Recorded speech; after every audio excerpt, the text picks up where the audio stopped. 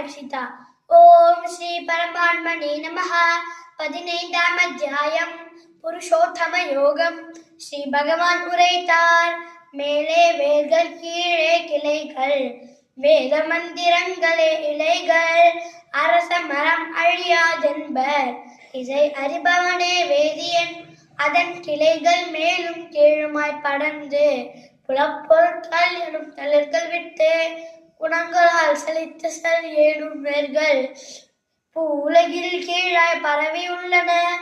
இங்கதன் உருவத்தை காண இயலாது, ஆதியும் அந்தமும் இருப்புமில்லா அரச மரத்தின் நன் குன்றிய வேரை பற்றின்மை வாழால் வெற்றி வீழ்த்தி. ஸ்ரீ பகவான் கூறினார், மேலே வேறுள்ளதும் கீழே கிளைகள் உள்ளதும் ஆன அரச மரத்தை அழிவற்றது என்று கூறுகின்றனர்.